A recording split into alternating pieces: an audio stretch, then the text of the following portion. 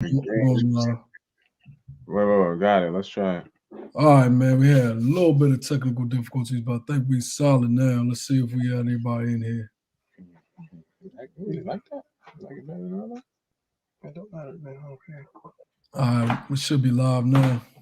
Yeah. What's going on, everybody? What's going on? What's going on? I think we got a few people in here. Go ahead and drop a comment in the chat for me if you are live and you are here.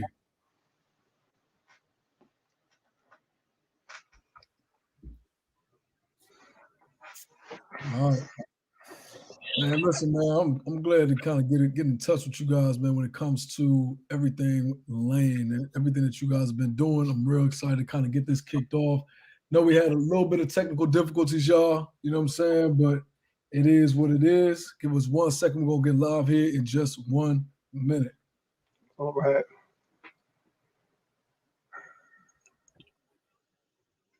Let's let everybody kind of get trickled in here. Yes, sir. Yes, sir.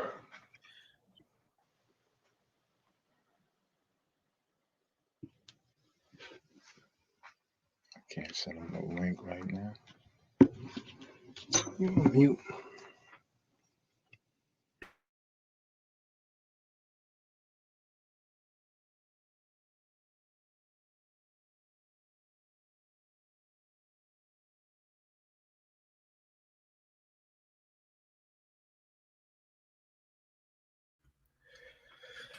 All right, we're back in the building, man. Appreciate everybody, man. A little bit of technical difficulties, but it is what it is, y'all. Listen, Keys is currently out at Art Basel. He was supposed to be here with us. You guys said you can't hear. You can hear me, AcreBoyzz? All right, cool, yeah. Yes. All right, I cool. hear you. I hear you loud and clear. All right, cool. So listen, Keys was supposed to be here with us, but he had to be in Art Basel. You know what type of life my man Keys live. He always on the road, always on the move. But we're still excited to kind of get this information out to you, especially the BWO family, right? And for those of you guys who are in the BWO, you guys already know what type of time it is. We are here to literally bring you guys the best information possible when it comes to being able to facilitate your life for yourself and for your families, y'all. All right. Now, the key part of BWO is three different components. It's mental engineering, it's physical fitness, and it is financial intelligence. Today, we are going to be talking about land investing, which is part of financial intelligence. Why? Because land investing and land flipping provides us an opportunity to make money from the number one asset on planet Earth, which is Earth itself, right? The planet, the entire planet is made. Every single thing that we do, whether it's being on the internet, whether it's host right now, we're doing this on YouTube. YouTube's headquarters is built on land. Their servers are built on land. Everything that has to do with the internet is built on land, right? Anything, the manufacturing for the laptops that we're using, the desktops we're using, and the assets is all based on land. Somebody had to buy land in order to manufacture or facilitate anything across the board, right?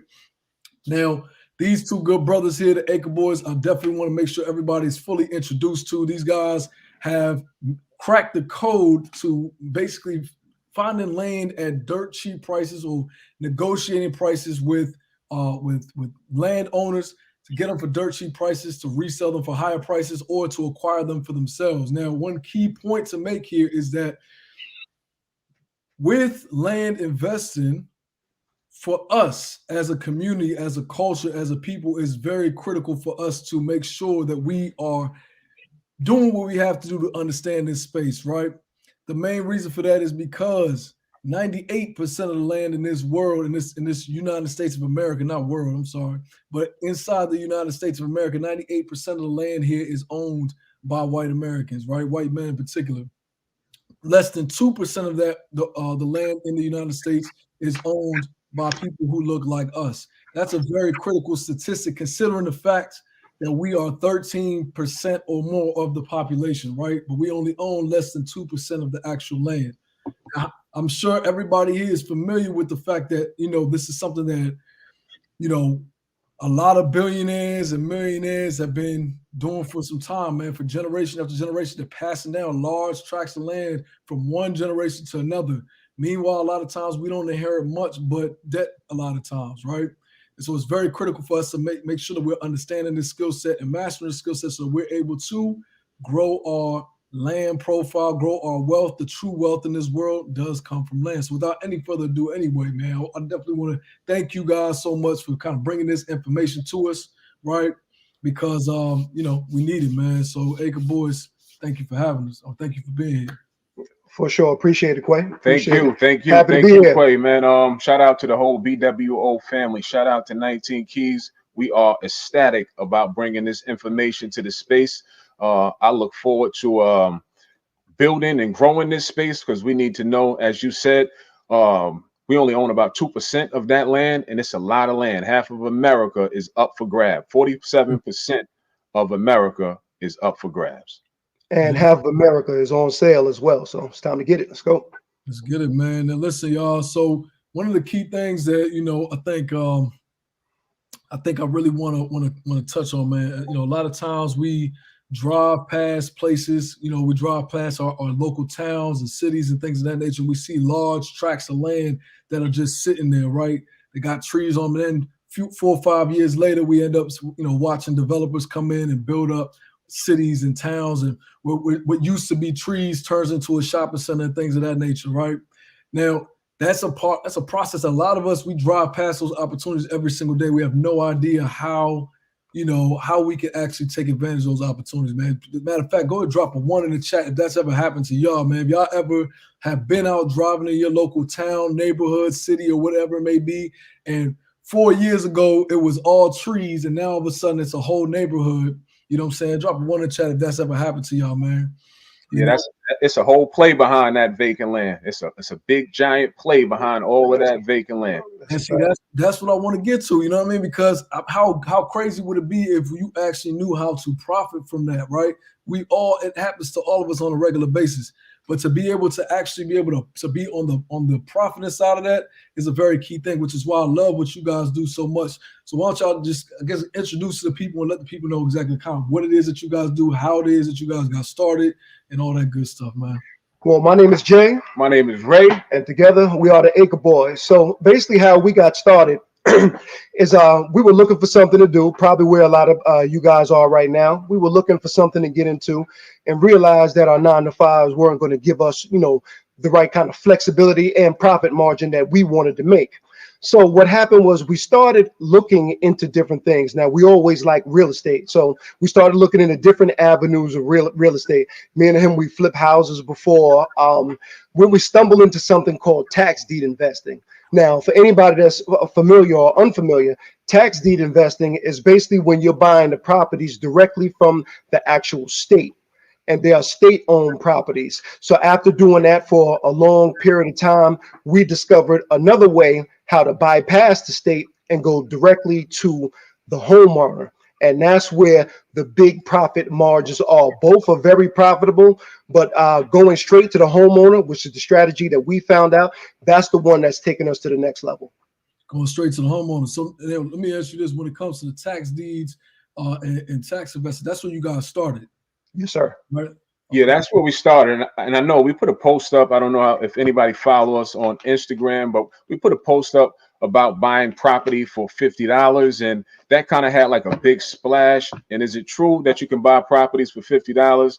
Yes, you can still currently go and buy properties for $50. But it's like you mentioned, Quay, it's like if you're driving down a highway and you see all that vacant land, you don't really know what you're looking at, right? Mm-hmm. So these $50 land buys are still available. But a lot of people just don't know how to go about finding these $50 land deals, but they still do exist. And we did a ton of those $50 land deals. And you guys, and so now I saw some of the stuff that y'all were talking about, buying land for $50 and selling for $1,000. That's a 20x return, man. That's a crazy amount of return. That's something that anybody and everybody could do, essentially, if they had the right knowledge and right skill set. So for everybody listening, I think that that's a key point to just, again, kind of ties into everything we talk about with the BWO. We talk about, wealth being your birthright, right?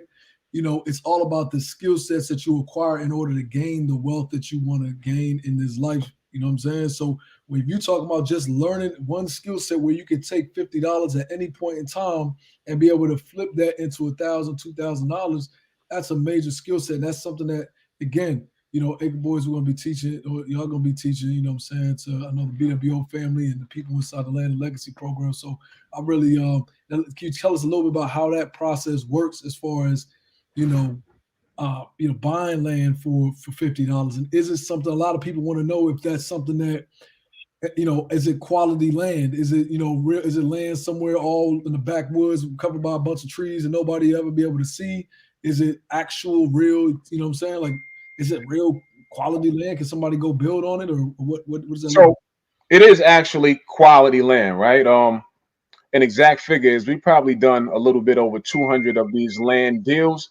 And what happens is when a property goes into a tax auction, what that is they forfeited on their taxes, and that county came back and they slapped a tax lien on the property. Then it goes to, we call it the chopping block. It goes to the tax auction. Once it's at the tax auction, the first step is going to be a live auction. So you have you can go and see these properties. That's where you find the cream of the crop properties at, right? When you go live to the live auction, you're going to find some of the best tax forfeited land. But what me and Jay found out is that we wanted to sit from the comfort of our own home, and we kind of found a safe space there, and we targeted what they call the OTC market. That's the over-the-counter market.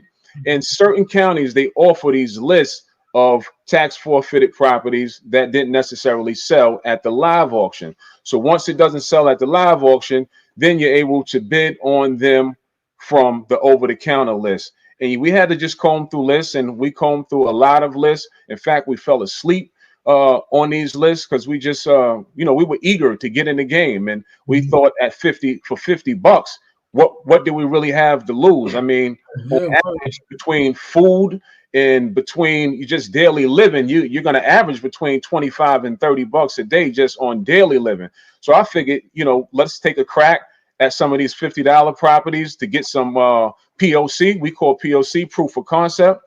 And we bought one. And once we bought one and we got that POC, we didn't stop. We just kept going. And one turned to 20, 20 turned to 60, 60 turned to 200. And we did that all in a matter of 2 years. And Quay, not to mention on top of that too, had we would have known about that strategy years before, there were things with much more value on those lists years before. So if we all would have been involved in that space 10, 20 years ago, you could have bought properties that you were purchasing for $50, $100 with a value of 15 to 20,000 per lot. God damn, what? Crazy. Yeah, crazy. We heard a guy on Instagram say he bought a lot for $10. I don't have the validity of that to say whether that's real or not, but I do believe it because the cheapest lot that we ever bought was for $25. Now that doesn't happen often, but the $50 buys, I do know personally myself that they still exist because I just went on the site myself and I saw it. Now what happens when you get to these sites is it's like these sites, if you're not in a land space, if you never flipped a piece of land, it might seem overwhelming, right? Because we gave out this site to quite a few people for them to go check out.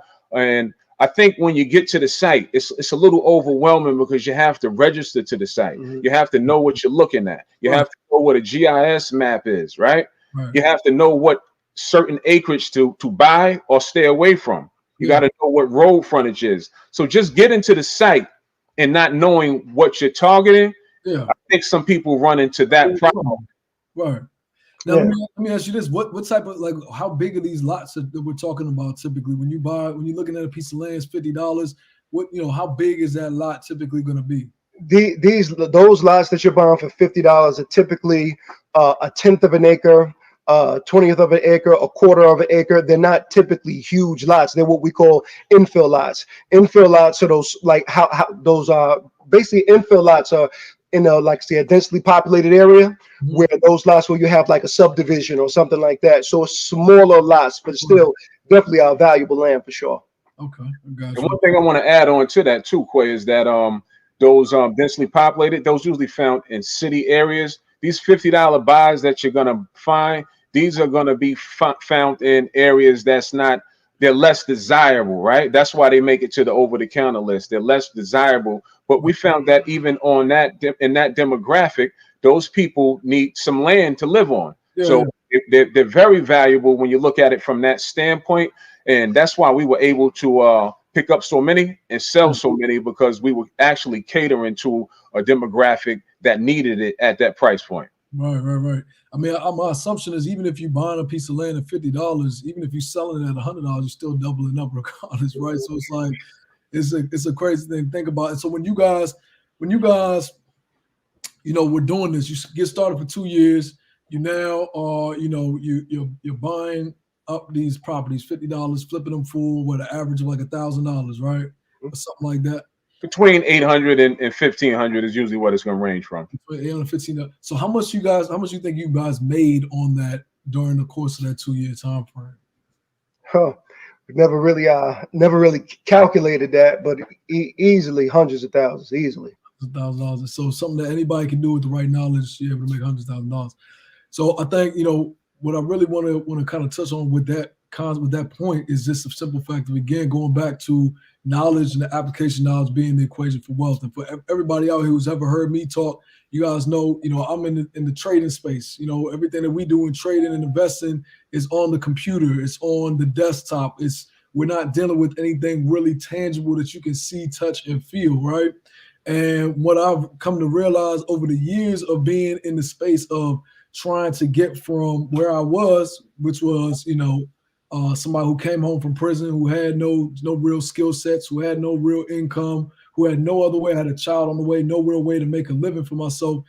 What I found over the past 10 years of being in entrepreneurship is that in order for me to change my financial situation, I have to learn something different. I have to master some type of skill set that'll be able to put me in a different position. And so what you guys essentially are saying is that by mastering or by understanding this skill set of even just, tax deeds, not just going and finding a website, because anybody can, find a website, but also by understanding things like the different nuances in the space, the GIS, the road frontage, and all these different terms, you're actually able to put that knowledge into application and change the course, because a couple $100,000 can change somebody's life, right? Sure.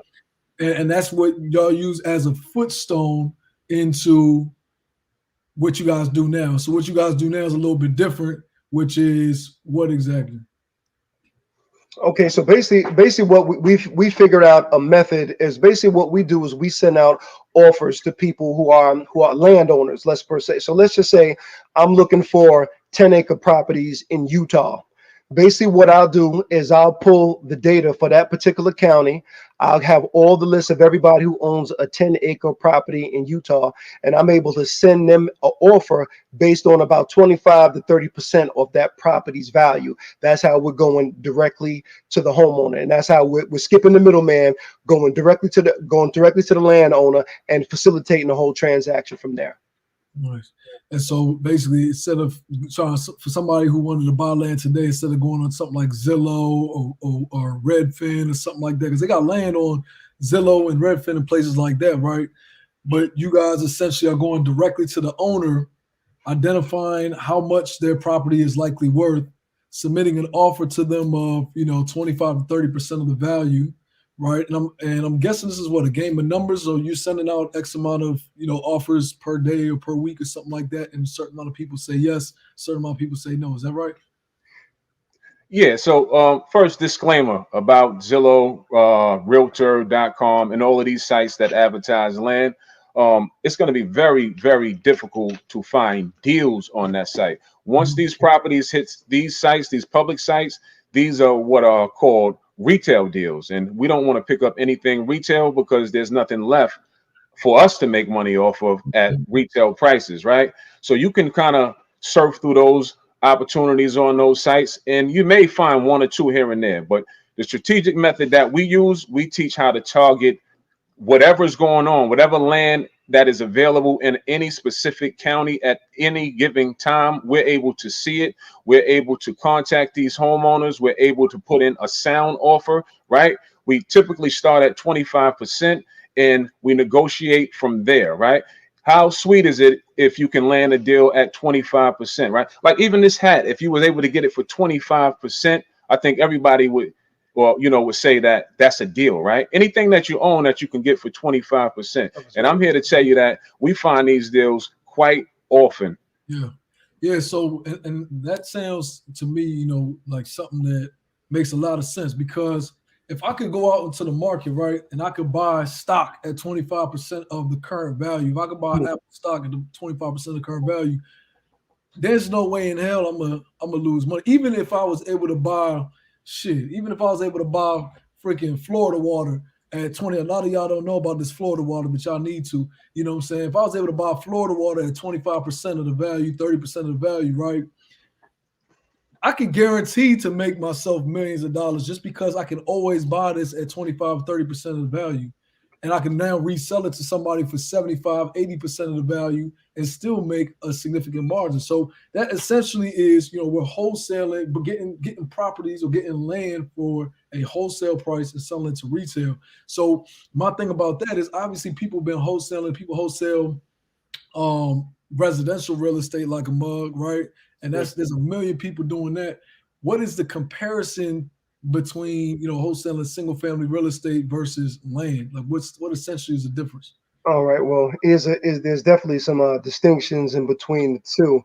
When you're wholesaling real estate and doing all those different kind of things, depending on what level you're coming in, you may have to worry about dealing with sheetrock, electrical, plumbing, all of those different things that go with that type of asset class. But when you're talking about raw land, specifically what we don't touch the properties whatsoever. So we'll never have to worry about damage. We never have to worry about a tornado coming through. We never have to worry about anything. Once we buy or facilitate the purchase of that particular piece of dirt, is what I like to call it, nothing has to be done but be relisted and put it on the market at that point. Doing traditional real estate the other way, as far as wholesaling for houses concerned, it's a lot more things that are going to come into play as far as doing it that way as opposed to our way. And I would also assume that there's a lot less people wholesaling land than there is houses. I feel like everybody and their mother's probably tried wholesaling houses at some point.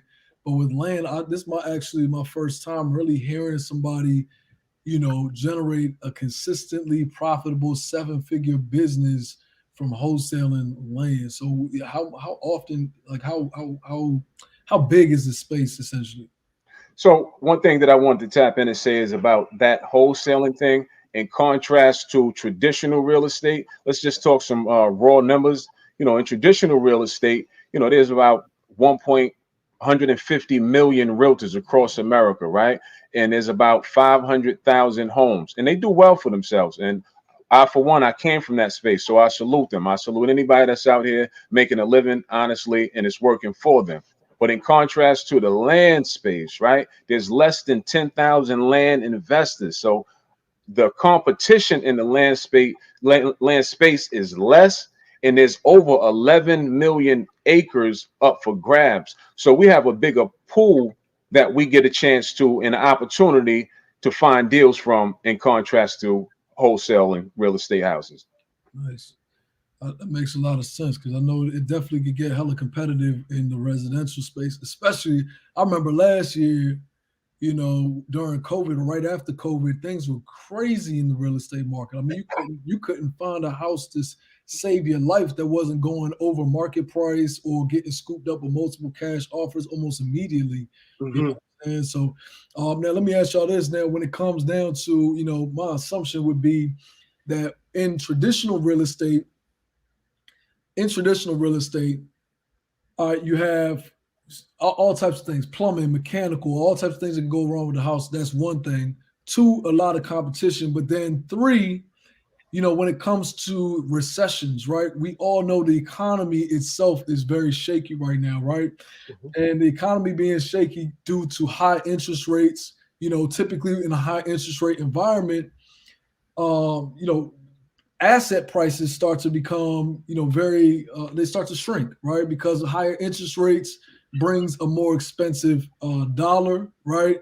And a more expensive dollar puts pressure on physical assets like, homes, like stocks and things of that nature. What happens in the land space? What do you guys experience in the land space when it comes to, recessions and high interest rate environments and things of that nature?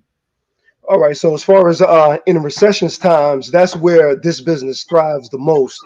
And the reason why it thrives the most is because, of course, people need money inside of recession. So what happens is they start getting rid of things that they can produce, get money for lack of a better word. So a lot of these offers that we send out there in rural communities. Now, some of these people could have bought the property a long time ago, thought they were going to build on it, never build on it. It could be they could be holding the property and paying taxes on an asset that they've never used. So our business actually increases during recessions because more people are willing to get rid of property for numbers that they would have never got rid of it for in a normal market.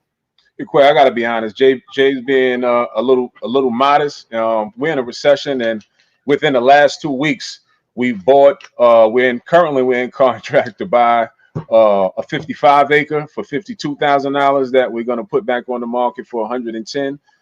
We just closed on another deal last week, a 10 acre that's out in Wisconsin. We paid $25,000 for that. It wasn't we didn't make great profits, but we sold it for $45,000. That's still $20,000 off of that deal. We have 34 acres up for sale in Mississippi, and we still currently have the big fish, is like what we like to call it, the 260 acre property that we have up for sale currently. Yeah, now see, I want to touch on that real quick because that property is crazy. I can't wait. We're actually going out I'm going out to see that next week, right? Yes, sir. So look, so y'all, myself, Jay, maybe Keys. Hopefully, we can get Keys out there with us as well. We're flying out to Mississippi to go see this property, this 260 acre property that these boys have acquired, and I'm gonna touch on that in just a second. But I also want to kind of sit on that point for a little bit when you're saying that essentially during a recession, because in every market condition, there's winners and there's losers, right? There's markets that are going up where things are down in one place, things are up in another place, right? That's typically how the market works, right? And so even in a recession, there are parts of the recession that stays, or parts of sectors of the economy that stay at least stable, if not increase. And so what it sounds like I'm hearing is that that this space sounds to me to be a space that during recessionary times actually would increase in your potential to make profit. So kind of making it a recession proof or recession thriving business and industry. Is that what y'all saying basically? And it makes sense. Yeah, let me put it in terms like this, right? In a recession, people get tight on their wallet, right? We all agree to that, right? Right. So what we do is, like, how sweet would it be, right? We all go to our mailbox daily. We receive mail daily coming to our house, and usually what's in that mailbox? We all know what's in that mailbox. It's probably a bill. It's probably a credit card company that's offering you a high interest loan on that credit card, something of that nature. You owe somebody. Essentially, what we do is we send out, we call it mailbox money. We send money to your mailbox. People get our offers looking to buy an asset that they're not using. Mm-hmm. That is what we specialize in finding these peoples in rural places, because in rural places, you're going to find people where they're not using the land. That's why the term rural comes into place. That's why when you drive up the highway, like you stated, the land is just sitting there. They're not using it. It's vacant. So right. We go and we target that specific land. We give them an offer at a fair price. And then we take the deal from there. We start to negotiate it. And then we'll land the deal and send it off the title. And then, the rest is history. Yeah, no, that makes sense.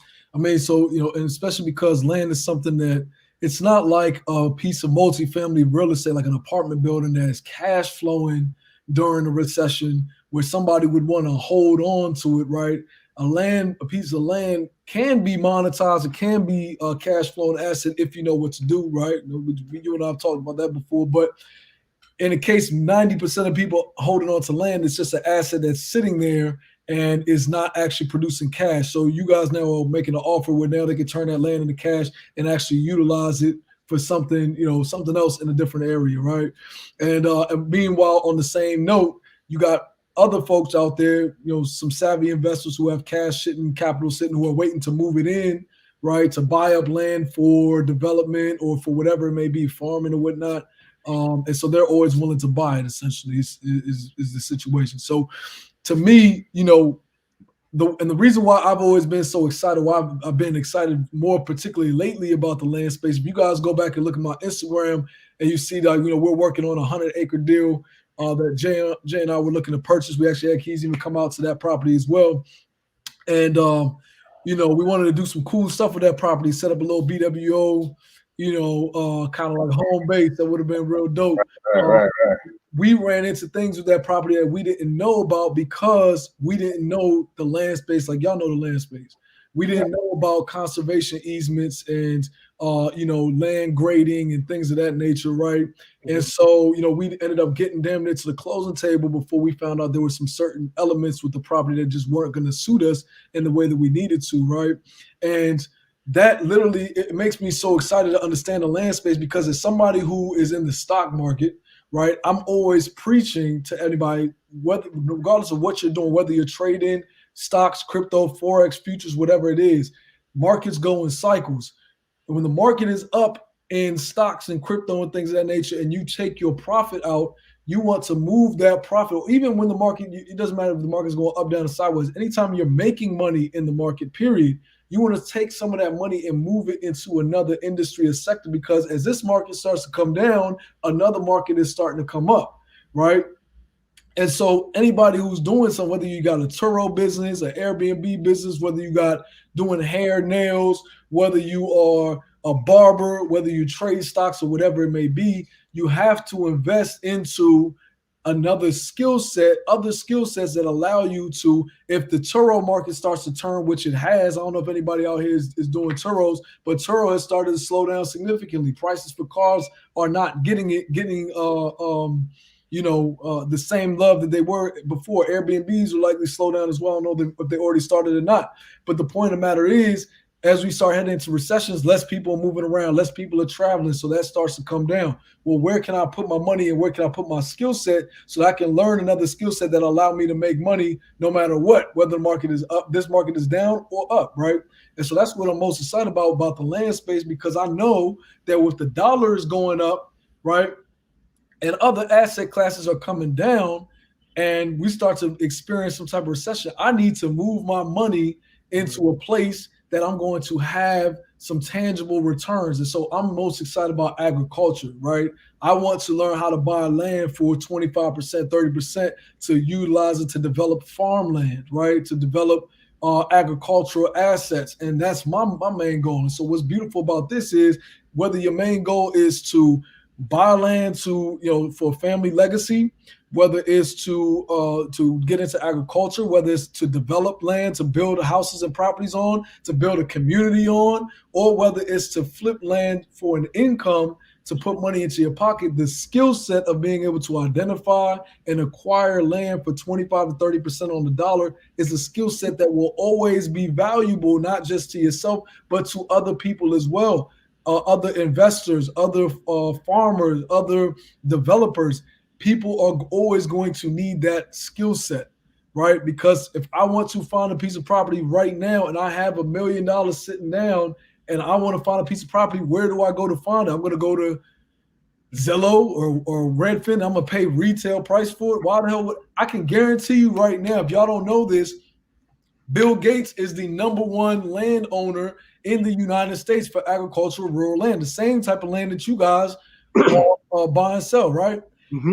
And the fact of the matter is that if somebody like Bill Gates not the only one. There's hundreds of billionaires out here that are Bezos, he's one of them. It's plenty of them. Exactly. Jeff Bezos, even Kanye's ass went and bought up a damn near a whole fucking town in what was it, Colorado? Wyoming. Yeah. Wyoming. McDonald's owns 47,000 acres. Donald Trump. No, McDonald's. McDonald's. Oh, for sure. And so now my whole thing about it is that if that is the case, right, and these billionaires are buying up this land, I know good well they're not buying up this land from Zillow. I know they're not buying this land on Redfin, right?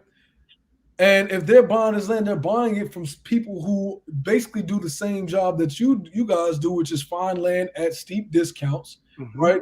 Except they're doing it from people who don't look like you, right? They don't look like how we look, right? And so that to me just is the biggest trigger for me, because it's like, you know, this is a space that is wide open for us as a demographic. It's not a lot of competition. It's not a lot of, space there. And the face of land ownership in America needs to start to change. If you just imagine, right, you know, our culture and what becomes cool in our culture and our demographic is how many acres do I own instead of, you know, how many cars do I have? I got a Bentley, I got a Lambo, I got a whatever it may be. Now fuck that. I got 500 acres. You know what I'm saying? Like right. That you can do whatever you want to do with. That's amazing. Yeah, bro, that's a flex, man. And not only that, but you're not buying lands at retail prices. You buying it at wholesale prices, right? At wholesale prices. That's right. I'm buying up 500 acres and I'm developing it for agriculture. I'm developing it on, you know, for to produce farmland. And then also, you guys think about this: the United States government, right? The United States government. The reason why it's so beneficial to own land, right? The U.S. government and any government in the world, right? If there's one place where they're going to make sure has sustainability, if they're going to make sure has investments, if they're going to make sure is going to thrive, is agriculture, right? Because if your agricultural system fails and you can't provide food to sustain your population, what ends up happening? You have to import food at higher costs and become reliant on other people, right?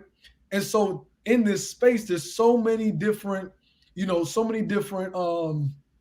benefits to owning land and owning agricultural land in particular that, you know, the U.S. government through the USDA loan programs. Me and Jay were investigating the USDA loan programs not too long ago, and come to find out these guys have grants they'll literally give you 75% of, you know, a project cost as a grant in order for you to develop raw land in rural areas. Like literally, if your project is $1 million and you want to develop something like a community center, something like that, they'll literally give you 75% of that value, right? We're working a property now, Quay. We're looking at 1,200 acres in Mississippi that we're looking to grow cotton on that property, and they're going to give us actually 75% of what that yields. So we're working on that property next. Hold on. Yo, you know, first of all, I want to say the first time I ever seen a cotton field was in Mississippi a few weeks ago. Remember I called y'all when I was out there? Yeah. I actually still got the cotton in my damn drawer upstairs because it was the craziest thing to me. And I actually found out they were telling me that a lot of the plantation owners out there, quite a few of them are actually black. Right. But I just want to think about how crazy it is that you guys are talking about, you know, potentially buying a cotton farm or cotton plantation as black people, as black men in America, in Mississippi, one of the most racist places in America, and getting money from the United States government, 75% to purchase that land in order to own it. That to me is mind-blowing if you just think of the context in that. And the fact is that it's possible for any and everybody if you just understand and know how to do it, which is the key thing. A lot of times we talk about reparations, we talk about, you know, getting you know, whatever it may be, right? But we can make our own reparations, we can make our own path and our own means to close the wealth gap, right? Just by having a better understanding and more knowledge on how to implement some of these things, man. So that to me is just absolutely crazy, bro. Like, so on this particular deal, typically when we do a deal, we're looking to flip land. On this particular deal, the 1,200 acre deal, this time we're going to finance and pay for that deal, because what happens is on the back side of that deal, you can lease out that 1,200 acre piece for $500 an acre. So we're going to finance it. We're going to let the lease it. Once we lease it out to whomever decides to take the lease, that's going to pay for the financing. We'll take the rest and we'll pocket the rest and rinse and repeat. And we'll do that. And these leases are on this farmland usually going to start anywhere between 5 and 10 years. Yeah. Nice. I know that there's even potential for leasing land to solar companies and things like that. They actually pay you, something like that, 500 acres, something like that, to put solar panels on your property and generate income that way. Real quick, I really want to kind of touch on, because we were talking about the plantations, the fact that you guys bought that big ass plantation out in Mississippi, the 260-acre plot that you guys bought for what, 3.2 million or something like that? 3.4. $3.4 million. And essentially, you know, you guys are reselling that at what? It's about, is it 8.3 or 8.9? I think it's 8.3 now. 8, We reduced the price to 8.3. 8.3 million. So you bought a property for 3.4. You're getting ready to sell it for $8.3 million. Yes, sir. And I don't know if you ever, how many people have ever been on 260 acres? It's breathtaking. You know, just to be on that size of property. We toured the property. Typically, all our deals that we have done, we've done it from the comfort of our own home. But that one particular property, we had to go down there and see that one in person. And it's just breathtaking. The house is amazing. You know, it 2 kitchens, about 10 bedrooms, 16 baths. And you can't really appreciate the property until you're there in front of it, because some of the customized detail that's on the property, the pictures that we have, it doesn't really do it any justice until you actually there on the property to see some of the customized details that was done to that house. Yeah, for sure. And not only does it have that one structure, there's 3 other residential homes on the property, plus 3 commercial buildings as well. So it's massive. Has a whole lot of timber on it. We can go into that later as far as timber value, but man, it was breathtaking and stunning just to even look at. We were coming up the driveway for the first time. I said, "Whoa!" It's gated. The whole property is gated. The house sits on 60 acres. That's what we're advertising in 2 ways. We're advertising the plantation home with the 60 acres, and we're also advertising it as you could buy the whole thing, just the whole 60 acres, the whole 260 acres with the house. So we broke it down in 2 ways. And this property have any natural resources on the plot, like timber? Not to mention, the property has the mineral rights. We were able to get half of the mineral rights on the property. It has oil underneath the grounds on that property. I mean, mineral rights is a whole nother play, is a whole nother game. That's a big boy league. Once you get into the mineral rights, that means that companies will come and look to drill on your land. They have to work out a lease with you. You know, that lease is, you guys negotiate the terms, and mineral rights help sell property. It makes it more valuable when you own your mineral rights. So anybody that's going on their own or attempting to buy land or know anything about the land space, please make sure and know what you're getting when you're buying this land. Are you getting mineral rights, or are you just getting surface rights? Because there's a difference between mineral rights and surface rights. You should actually go after both. Yeah. So mineral rights. So mineral rights essentially grant a landowner.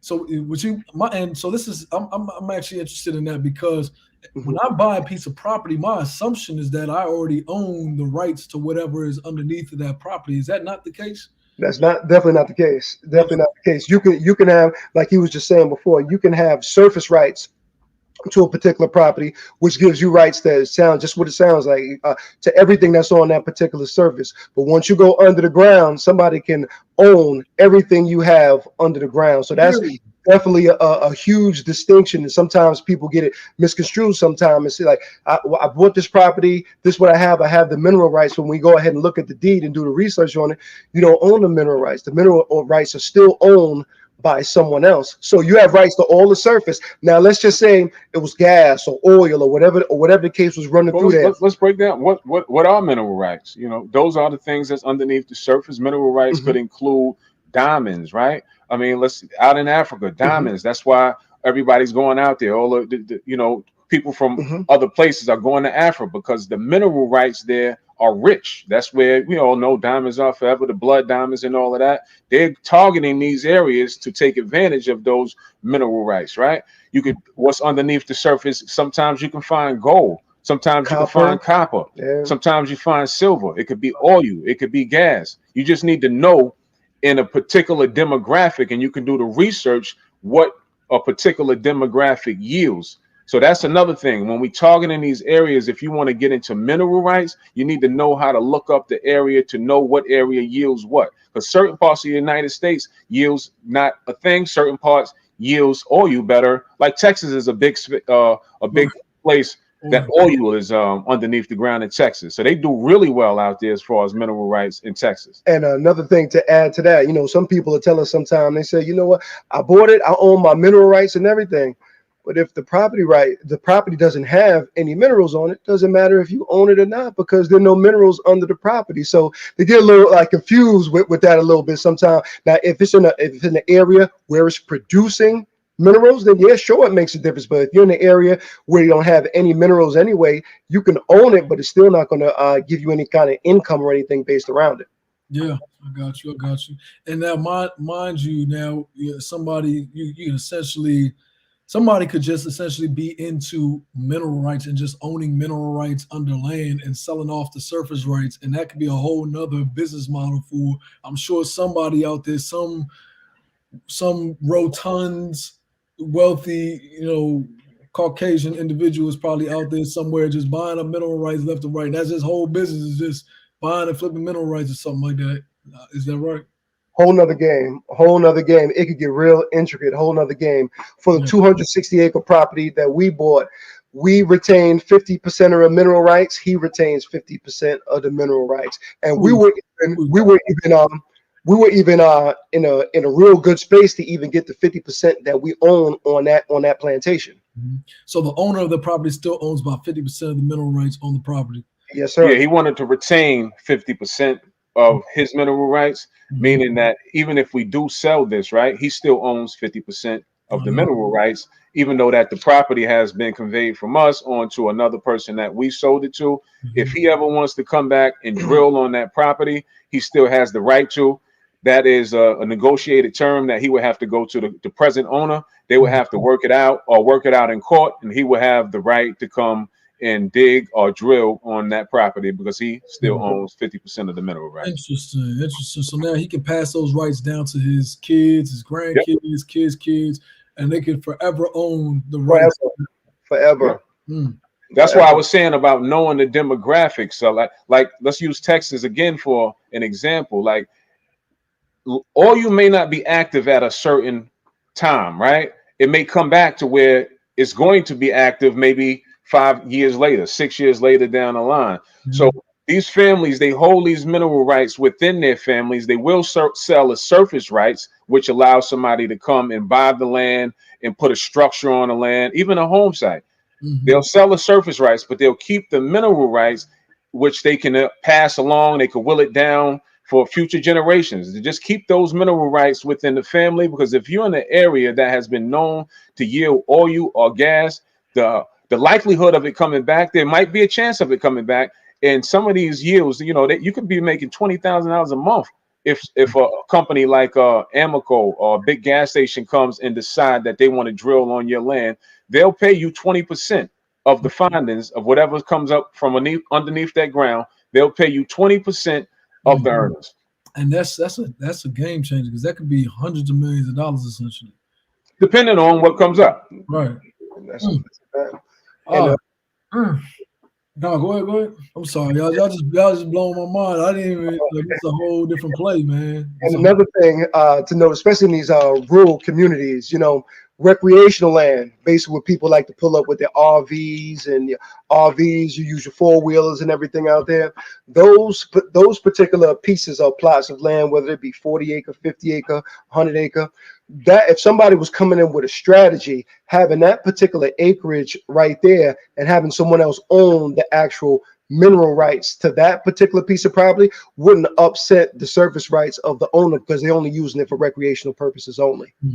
So it's just so many different plays and intricacies that it's a lot. It can get real deep. Yeah, no, it's a lot of plays, man. So now when you guys kind of get into this space, walk me through the process of how you guys were able to acquire the property of because most people don't have $3 million sitting in their bank account, right? Most people don't have access to $3 million. So what was the process like? How did you guys actually get to acquiring that property, even finding the property and acquiring that property? Like, and how could somebody else kind of do the same type of thing? Ah, man, you know I like talking Yeah, about that's this it. way. That's This yeah. is this is That's my favorite part of the business. This part right here, right? Everybody want to yeah. get to the money, right? Hmm. So that $3.4 million property, right? Guess how much that we had to come out of pocket for to get involved in that deal? Just take a guess. Shit, I mean, I'm gonna let the people guess, man. If y'all in the chat right now, man, y'all take a guess at how much money did AcreBoyzz have to put together to buy, what was it, 3.4 million? 3.4. $3.4 million. Y'all have to, 3.4. we're gonna give out, we're gonna give out $100 to the first person to guess that accurately. I see it. I see 100K. I see $1,000. I see 50K. Mhm. I see somebody that probably already heard the answer before. Okay, I see. Yeah, I see her. She probably heard the answer before. Before we go any further, I see a few people that's already involved in the Land and Legacy program. Salute to you guys. I look forward to it. I can't wait till we have our next training. I think you guys gonna do really, really good in the space. Shout out to Victor. I saw him on here. He's in Florida. He's gonna be owning that Florida, that whole demographic. When we spoke to him when we got off the phone, He's both on me and point. Jay He's said, ready. yo, He's he's ready. He's He's gonna ready. do well. He's gonna do really well. Nobody in Virginia. I hope ain't nobody in here in Virginia because I need to. I don't want no competition in Virginia after I take this motherfucking program. But look, I think you got one. Who's the right answer? Niqua.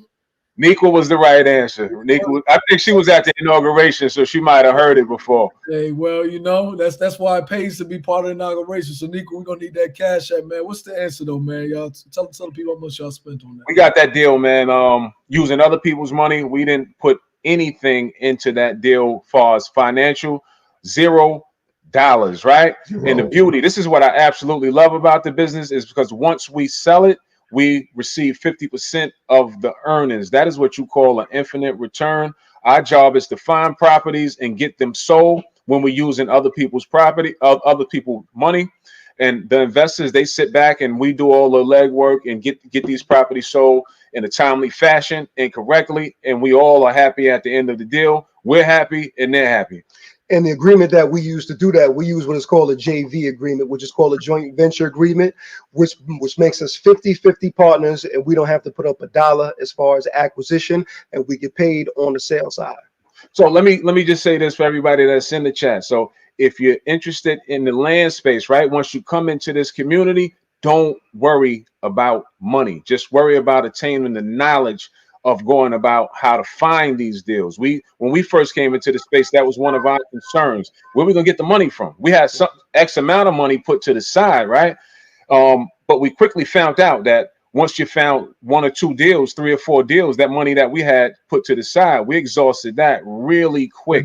So, but don't worry about the money, because there's money already put to the side in the Land and Legacy program. In fact, if we're talking from a numeric standpoint, we pull from $150 million. That's our backing from our investors. So we have more money than we have deals. So we just need to find deals. And that's what this program is about, teaching people how to go out strategically, find deals, work in areas that they want to work in. And once they find those deals, we'll fund those deals if they don't have the money, and we'll go 50-50, and you will walk away with what is called an infinite return. At that point, rinse and repeat. Damn. So okay. So I think this is a good distinction to make, because as far as when it comes to typical residential real estate, if somebody, let's say, is wholesaling properties, they don't actually purchase the house, right? You guys are actually purchasing the land. You're not just selling the contract. You're not just flipping the contract. No, we don't flip contract. You guys are actually buying the property. You're just buying the property with somebody else's money and then turning around and selling that to the open market for actual retail price. Yeah, we go out and find the deals, right? Me and Jay, we'll put our own money up, and sometimes when we don't want to use our own money, we'll go and pull from our investors. They will fund the deals. It's called a JV agreement, as Jay stated, and we are responsible. We are the responsible party for getting that property properly advertised. We are the responsible party for putting that property on the market and handling everything in that transaction. Our investors, they sit back. Our terms of our agreement typically range from anywhere from 6 months to a year, and that works for us because we don't hold on to properties long. The longest that we ever held on the property to was 5 months. So we're in and out of our deals, and that's the name of the game. Get in, get out as fast as possible. It's for us, it's not about how many deals or how much we're making on deals. We don't really concentrate on what we're making on deals, even though that has to be an attractive figure. For us, it's how many deals we can do in a calendar month. Mm-hmm. So it's about the turnover of deals.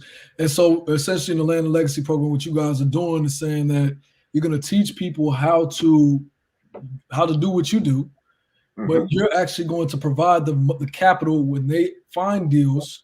You're going to provide the capital for them to actually buy the properties and then split the revenue with you guys and the investors who come into that deal with you. So essentially, if I come into the program, I don't have to go out and find my own investor pool. I can, but I don't have to find my own investor pool because you guys already have the investor pool in place and will actually fund the deals for the people, the students in the program. That's correct. Yeah, so we just, and I don't even think we released this to the public yet, but we just got it to where you can make payment plans, right? We put you on a payment plan if you're coming into the program. We just got that in a matter of 2 days ago. So if you don't have all the upfront money to jump into the program, we can set you up with a payment plan. And as you learn and as you catch deals, then you can pay off that. How much is the program total? The program is $19.97 total. $2,000. $2 grand. Yes, sir. It's not a bad deal. Goddamn, if you're gonna actually invest in the deal. So you're gonna show me how to do the program, how to get the land, and then actually fund my deal for me, and then split the profit. For sure. So now we came in, we went through a lot. I mean, we've had mentors that we were paying $500 an hour in order to just sit down and have the time of just to carve out certain niches and different things that we wanted inside of the land business. So, we thought that was a great price, of course, because what we paid to actually learn to do what we needed to do, that's only a fraction of the price for sure. Yeah, I like that a lot, man. That's solid. That's not a lot of people are willing to. There's a lot of programs out there in the world, but not a lot of programs that are actually willing to believe in it so much that they're actually willing to put their own money up to facilitate what somebody is learning. So I mean that is super commendable. Obviously, it's super beneficial on both ends, both for the student and for obviously you guys to increase deal flow, right? But there's not too many people out there that's willing to even do that as part of any program anyway. So that's solid. We went live, right, Quay, and that question popped up in the live. And what's in it for you? And that is exactly what's in it for me. If I could show you to do exactly what I do, you go out and effectively do it, and you bring me back a sound deal. Let's make money together instead of separately. Yeah. Right. Everybody can be happy at the end of the day. Like I said, we had Vic, who's in Florida. He said he wants to work the Florida area. I don't live in Florida. That's not my demographic. So if I need to know any knowledge about Florida, I can contact Victor and say, Victor, what's going on in Florida in this area? What's the layout of the land over there? That's the vision, right? Our vision is for our whole team to have acre ambitions, right? You should type that in the chat. Hey, that's a bar. Acre ambitions. I like that, man. Hashtag. We about to use that from now on. Acre ambitions. That's fine. For the community to have acre ambitions. Let's go get some large acreage. I want to have a team out in Georgia to say when the AcreBoyzz come into town, what y'all got going on in Georgia? Somebody out in California. What's going on out in California? We got Vic out in Florida. We got you out in Virginia. And everybody just get it together. A chapter in every state. Hey, man, listen, for everybody on this live, man, listen, if you are on this live, screenshot this live, man, and post it on your story or post it on your page and tag Acre Ambitions. I want to see a bunch of Acre Ambitions posts, and we'll go ahead and throw out another $100 to the best post out there for Acre Ambitions. Matter of fact, did Nico, you get your $100 from the last joint? I just said, Nico, I sent you your cash app on that. But anyway, y'all make sure y'all tag that because that's a fire. I like that a lot. That is really solid. And I think it's just gonna be something. I think this is something that's really dope and something that's new for people. And it's so critical because people don't know about this type of thing. And what we don't know it ain't gonna kill us in this case, but it damn sure ain't gonna help us. You know what I'm saying? And by remaining ignorant to what is out here in that's the most raw asset that we could possibly get to, which is land. I mean, I think the only thing that's better than land as far as a raw asset is air. And I don't really know too many ways of monetizing air, but even that, I'm sure you probably got air rights on top of land that you buy. So, I mean, there's even that at the end of the day. So I think this is just some really cool shit. I'm excited about it, if y'all can't tell already. Overall, let me ask y'all this. When it comes to land, what if I wanted to, because I know that there's some really cool ways of monetizing land, like mobile homes and things of that nature, turn them into mobile home parks and stuff. What's some ways that somebody can generate a cash flow, residual cash flow from land investment? Is that something that's possible to do? And if so, how can you do that? Yes, sir. You mentioned a valuable place to park your money, right? So let's just say you're doing well and you're making some money and you're looking a place to park some money in. You could park it in land, right? And you can do what you call a seller finance term, right? And when you do the seller finance term, essentially you become the bank. You state what you want for that land. You state the terms of that seller finance contract. So if I wanted to do a seller finance piece and I wanted to put it out there on the market and say, I want $500 for this land, this is probably the fastest way to get it moving if you wanted to see a residual income, because there's not a lot of banks that finance land, right? There's usually like small community banks that finance land. So when we put it on the market, people are constantly asking, can I finance the land? So sure, if you're not looking to just flip out the land right away, you're looking to park some money, you can seller finance that land. You can offer it for whatever price that you set, because you're the owner, you're the bank. If you say I want $500 a month, and they agree to pay that price. The key thing, here's a jewel, right? The key thing that we found out is that if that term of that contract is set for 2 years, 3 years, these people never go to the full term of the contract. So they'll pay you $500 a month for at least a year and a half. They'll come on the property, use it, and do whatever they want to do to it for recreational uses, and then they stop paying. Once they stop paying, you're able to put it back on the market and receive a new down payment. And then you're able to get another seller finance contract, and they probably made improvements to your land while they were utilizing it. So that's the advantage if you want to play the seller finance game. We have plenty of people that we deal with, a lot of our partners. That's all they do is seller finance land, and they're getting a nice, hefty residual income. I've actually seen some websites where they literally strictly just market their land as seller finance properties, seller finance land.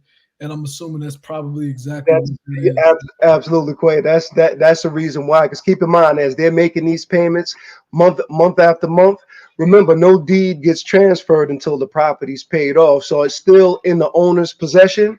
And as soon as they default on it, rinse and repeat, rinse and repeat. They might be running that same play on the same property for 20, 30 years. Yeah, and then if you're ever ready to cash out and get your money out of it, you just sell it. Because you've been in the green a long time ago. Yeah, exactly. Yeah. No, that's solid, man. I like that, man. Because again, there's a lot of different strategies that you can implement with land and in real estate and just in general. I mean, so far, y'all talked about mineral right plays, land leasing plays, or owner finance, seller finance, cash flow plays, flipping plays on the contract, flipping plays on the land itself, JV. And then even on top of that, I know you guys have even talked about, I've heard you guys talk about forced appreciation plays, right? Yeah, and be able to actually force the appreciation of a property. Touch on that real quick on, and I know this is a little bit a sophisticated move for a lot of people who might not understand, but just try to break it down a little bit more for people who are watching. Sure. So let's just say, for example, y'all, that we had a 20-acre piece of property. Real quick, Jay, real quick. I'm sorry. I don't mean to cut the wisdom.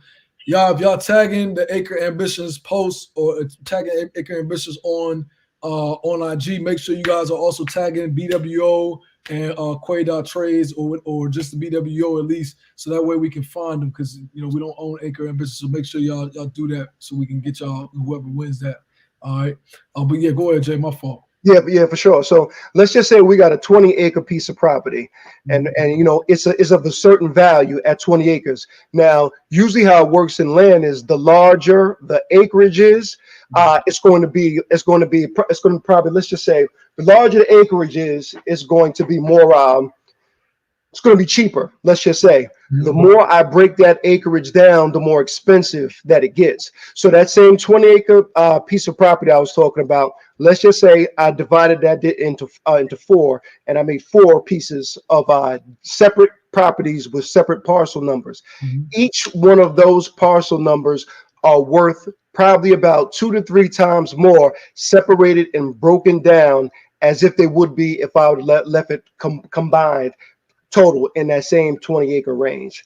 So that's the difference between like having it huge and breaking it down. Once you break those properties down, they become a lot more expensive to the marketplace. What for the term sure. is. The term is. So if I have a 100-acre property, let's say, and I break it down, let's say the 100-acre property is worth $1 million, and I break that 100-acre property down into 10 smaller properties that are now $15,000 a piece instead of a $1 million property.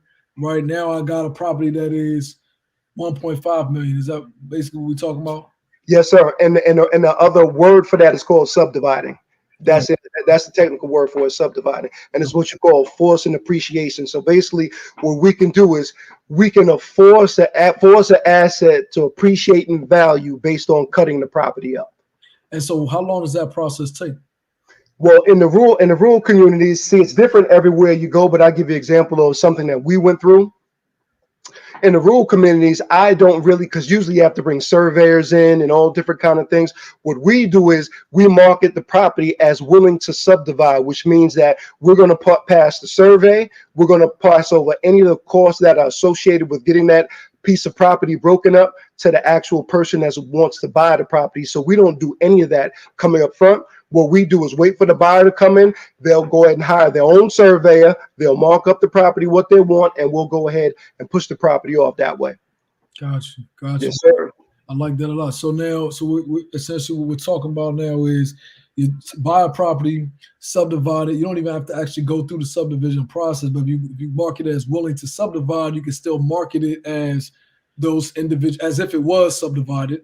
Absolutely. So now each area has different guidelines and different rules. That's just on this one example. Right. That's just on this one. So you have to check in whatever county that you're buying land in. You have to check in with the county to see what is their guidelines for subdividing the property. But the ones that we've done with this is basically how it works, but it's different in every place.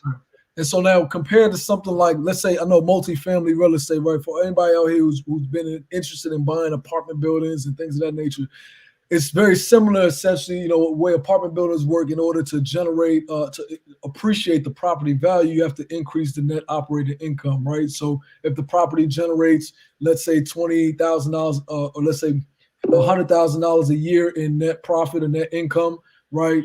And the cap rate is 10%, then the property is valued at $1 million. Now, if I increase the net operating income to $120,000 and I multiply that by a cap rate of 10, now I got a property that's worth $1.2 million.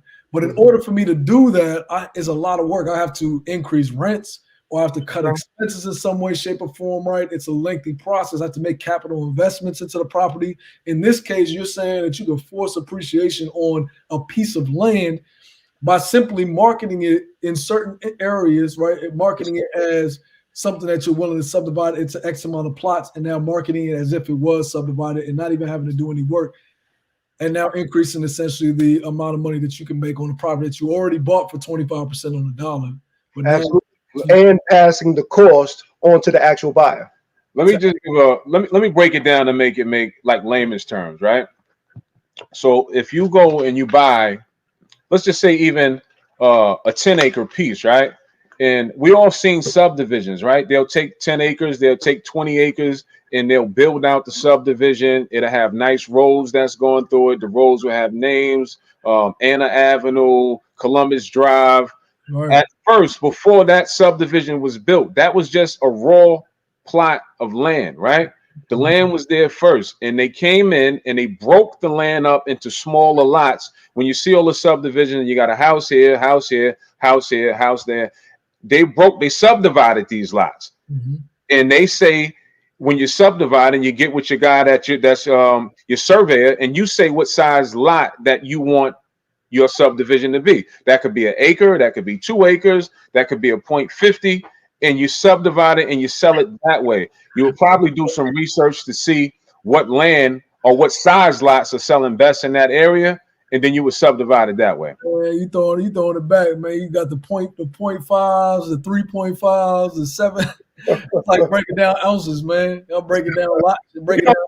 If you got a 0.75 or 0.75 lots, you can get more lots and you can build more houses. That's attractive to a builder and a builder. Yeah, so same concept. I mean, essentially taking a bigger asset, breaking it down, and you're able to do it with just by essentially just through sophistication. It's all about being a sophisticated investor, and I think it's the same thing even when we talk about trading stocks or investing in the market. Anybody can go out there and buy a stock, right? But if I buy a stock and I know how to sell a covered call against my stock, I can now increase my rate of return because now I'm basically renting out my stock, and somebody's going to be paying me an income to essentially almost like kind of earn rights to my stock, right? But that allows me to make more money than just buying and holding the stock, whereas the average person might just buy and hold the stock, and they're going to lose money if the stock goes down and things of that nature. But a sophisticated trader can now make money even when the stock goes down. We can go out and get loans against our stock portfolio and use the loans to go do things instead of selling the stock when we need cash. So everything about the space about making money essentially is just about being a more sophisticated investor individual by learning these things. I think even on this live right now, I feel like we've increased the sophistication of knowledge in our community just through this right now, because I know at least 300-400 people now have an understanding of things that I know I didn't even know was possible. I know, things like mineral right investing and things of that nature. I didn't even know those things were even a thing. And that's just the power of, one thing that, that we always say, I know a lot of you guys probably hear it as well. Each one teach one. This is the power behind that. You guys learned the skill set and now passing it on to a whole new generation of potential land investors in the space, which I'm going to assume there's probably only a handful that look like us in the space currently, and y'all already two of the fingers on the hand. Already. So yeah, we've been in the space for a little while, and we haven't seen a whole lot of brown in the space. Yeah, there's a lack of representation, 100%. I promise. And so last thing I want to ask you guys real quick is I had to switch to my laptop because my CPU wasn't really working the best. Is what can you do this from anywhere? Like, where do you have to be in the state that you live in to flip land in that state, or where do you have to be in order to flip this type of land? Do you have to go out and see these properties, or what? No, actually, you don't have to go out and see any of these properties physically. Based off of the data and the resources and the tools that we have available, everything can be done from the comfort of your own home. So basically, we look at these properties online through various tools that we use, and we're able to pinpoint and basically identify what properties are good, what properties are bad, and then once it's past that level of recommendation for us, what we think is good, we'll go ahead and leverage realtors that are inside of that area already to go ahead and do the rest of the work for us. So no, you'll never have to touch foot on the ground or even see it unless you wanted to by choice. So you never have to actually see the property. So essentially, I could be somewhere, and thank you so much. I could be somewhere like I could be in Fiji somewhere, and I could still flip lands here. Now, do I have to be a United States citizen? If I live in the UK, I know we got a lot of people, a lot of love in the UK and things of that nature. Do you have to live in the United States, or? No, you don't. Actually, there's a lot of people in the space that currently reside outside of the United States. That's, the technology these days that we use, all you need is a laptop and Wi-Fi. I call it wifey because I spend a lot of time with her. That's all you really need is a laptop and some Wi-Fi and get busy. And you can actually do this even if you're outside of the country. One thing that I want to drive home is that, we don't cold call people. We're not driving for dollars. We're not knocking on doors. We're not sending out, cheap homemade flyers, any of that. We're not writing up letters handmade of anything like that. The software and the technology that we use, once you put those things into place, let those things do their job and do their work. We sit back and we wait for our phone to ring, and we only deal with people that's looking to sell their land. We're not trying to influence anybody to sell us their land. All of our sellers, they are ready to sell once they get to us. Mm. So you guys use, some, I'm assuming, some powerful tools to be able to analyze these properties, understand what's good, what's not good, understand what the value is, what the value is not, and things of that nature. I'm assuming that's what you guys, when you say, the tools, you don't have to actually go out. Whereas in physical real estate, we got to go out and, see the property and assess it and touch it and drive around the neighborhood, things of that nature. You guys can, from the laptop, sitting somewhere in Puerto Vallarta somewhere on the beach, and you'll be able to utilize the software, assess a property in Arkansas or, West Virginia, and you'll be able to assess whether the property is a good property, whether it's got, issues or whatever it may be, and be able to put offers in on that property. We get an idea of what's going on with a property, right? Mm-hmm. So here's when as Jay said, we leverage realtors, right? So we'll find it, we'll do our initial homework. If it passed our test, we'll pass it on to a realtor that's in the area that really has their feet on the ground, that can tell us more in detail about the area, if it's profitable, about the soil. Like, we ran into a property, and from our viewpoint, we thought it was a real nice property. It sat on it was a golf course. It sat in a golf course, and it was 100 acres, and we really wanted the property. But once we contacted a realtor in that area, she said, no, that area, only reason that no one has done anything with it is because it holds a lot of water. So as Jay liked to say, we believe in triangular believability, meaning that Jay will give it an okay, he'll green light it, then I'll green light it, then we need a realtor to green light it before we give it a go, before we start investing any money. Makes sense. And so now that allows you to basically, you don't have to actually physically be there. You can now get the information from anywhere in the world. What it does for the realtor, I mean, they don't mind helping us out because we give them the listing. Right. We find realtors, and once we got a nice piece, we pass the listing on to them. They're happy to do so because now, once again, mutual benefit. We're making money. The realtor's making money. They ask us to send more deals. Now I'm getting knowledge of the area without being there. I gave them a deal. Now I have the freedom to give them a call and say, hey, what about the county that's next to the one that we're working in?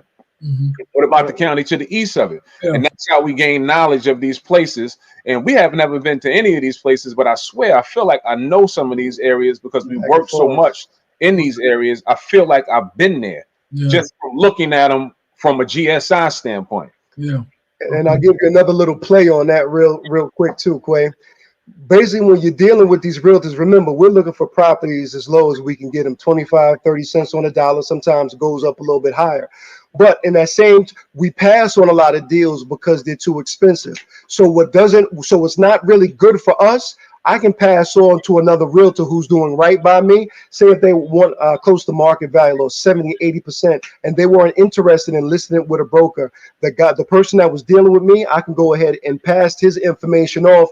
Now, what I've done is I've created a stronger bond with that broker, and now he's willing to, he or her is willing to go above and beyond for me, because not only is he going out doing all the footwork for me, I'm giving him deals as well on things that I'm going to pass on because it's too expensive. Yeah, it makes perfect sense, man. I mean, overall, I can't think of anything that makes more sense to me. I mean, it makes sense for the realtor, for the broker to be able to get a constant source of listings and leads, and it makes sense for you guys so that you can now have scalability where you can flip land anywhere in the United States from the comfort of your home. That's a powerful move. You know what I mean? So. Let me just state this too, Quay, because I know a lot of people typically when they're coming in, I don't know where people live at, but if you live in an area that offers a lot of rural land, you can go and visit your property. In fact, I recommend it if you're close enough to get to the property. It's nothing like walking your own property. So like Vic is in Florida, and if he finds deals in Florida that's not too far from him, have a crack at it. Go out there, drive out of it, and see your own property. It's nothing like seeing it with your own eyes.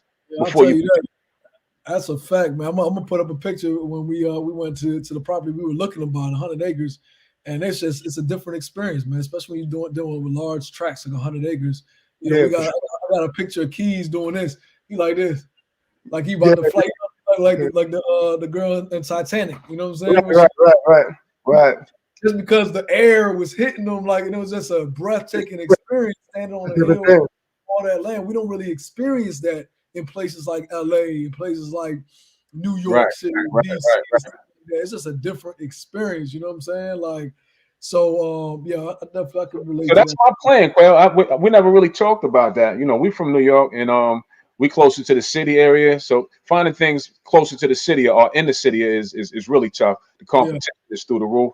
But we're looking upstate New York, and we found about 100 acres up there that we probably could snatch for like I think I mentioned that to you. It was like 100 acres that we could have got for like 40,000.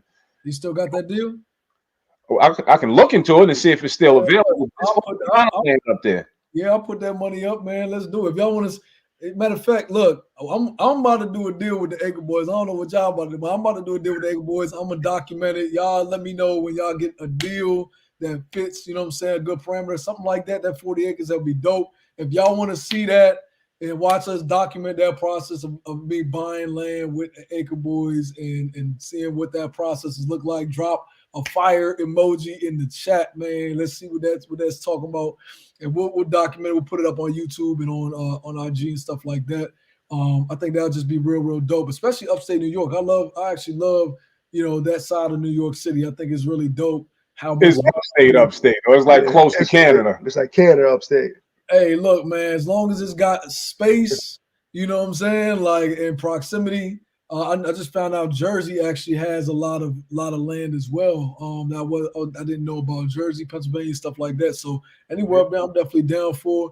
And I definitely want to document that process because I think that'd be cool. This helps me accomplish my goal of moving money from trading in the market, because we make crazy money on a regular basis and we don't talk too much about it, but being able to move that money into real physical assets. I have never bought a bust down chain. I never bought I don't got no rollies. I don't got none of that type of stuff. I got, a bunch of cash that we sit on, Jay and myself, and we invest into our business. But being able to invest it in physical, real assets like this is the goal, is the dream. So you guys helping us facilitate that would be amazing. And we'll definitely document that for the rest of the BWO family and everybody else who wants to watch that. You know what I mean? But look, I got to roll out of here, man. I appreciate you guys. Appreciate the knowledge, the information y'all dropped on us.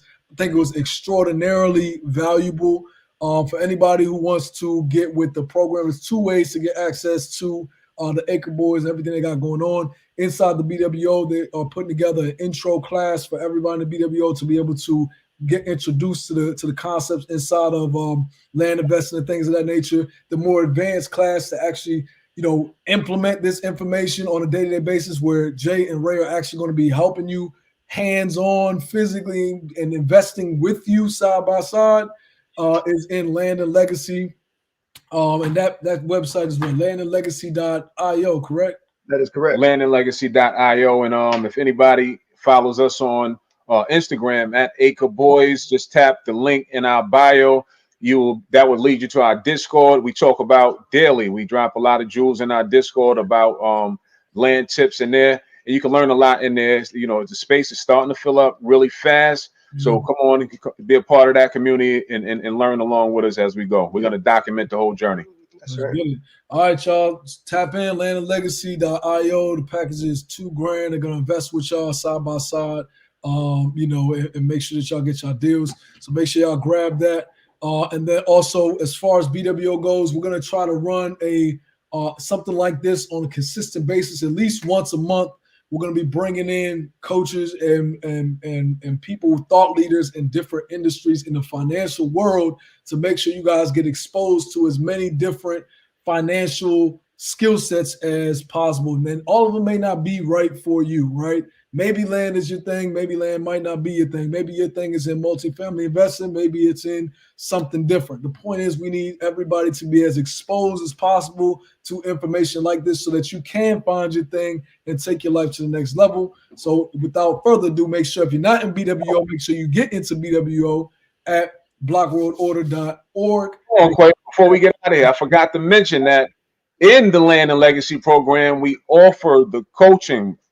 So we're not just going to give you a program and you take the program and we walk away. We have weekly training, weekly calls. That comes with the program. That's ongoing. So you come in, you learn the knowledge about the land space and go out and learn how to go out and find deals. Then we have weekly calls to where we will review your land together and give our opinion on whether we think it is a good buy or not a good buy. And then, you know, use our money. We'll love to partner with you guys and break some bread together. Let's do it. Sure. All right, y'all. Make sure y'all tapped in, and also follow AcreBoyzz at AcreBoyzz with 2 Z's. Follow the at DBWO if you have not already followed the BWO page, which y'all better already have followed the BWO page. And of course, make sure y'all tap in with 19 Keys to God. You know, my brother is always dropping valuable information on a regular basis, man. I see you guys on the next one, man. And I see all my BWO folks. I see y'all on financial intelligence classes on Thursdays, man. Tap in. Yes, sir. Much love. Peace, y'all.